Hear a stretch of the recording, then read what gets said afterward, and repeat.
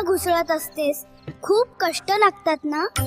हा, आणि बघ ना, इतक्या मोठ्या डेऱ्यात फक्त थोडंसंच लोणी निघालंय, बाकी सगळं तर ताकच आहे. अरे माझ्या सोन्या, हेच तर आयुष्याचं मोठं गणित आहे. तू म्हणतोस तसं कष्टाशिवाय लोणी मिळत नाही. ज्ञानेश्वर माऊलींनी हरिपाठात नेमकं हेच सांगितलंय. म्हणजे या दही घुसळण्याचा आणि अभंगाचा काय संबंध? संबंध आहे रे. 4 वेद, 6 शास्त्र आणि 18 पुराण वाचली तरी शेवटी त्यातून काय काढायचं हे कळायला हवं. ज्ञानेश्वर महाराज म्हणतात, ज्याप्रमाणे दही घुसळून त्यांतील सारभूत लोणी काढून घेतात व असार ताकाचा त्याग करतात, त्याप्रमाणे हरीचे तू विचाराने ग्रहण कर.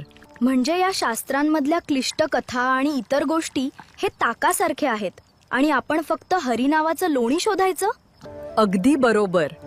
आपण विनाकारण कठीण कथा आणि कर्मकांडांमध्ये आपलं मन अडकवून ठेवतो.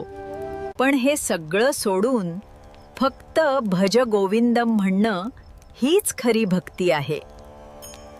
लोणी काढण्यासाठी आपण दही घुसळतो, तसंच मन एकाग्र करून हरी नावाचा शोध घ्यावा.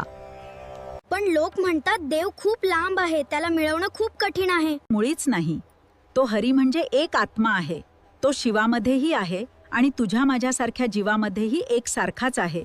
माऊली म्हणतात, हरी जिकडे तिकडे भरून राहिलेला आहे.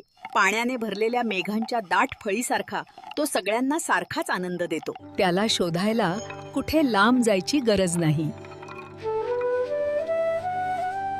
समजलं आजी. आता मी सुद्धा या ताकासारख्या कठीण कथामध्ये मन अडकवणार नाही. मी फक्त हरी नावाचं लोणी चाखणार. हरी मुखे म्हणा, हेच खरं द्वार आहे. जय जय राम कृष्ण हरी, जय जय राम कृष्ण हरी, हरी मुखे म्हणा.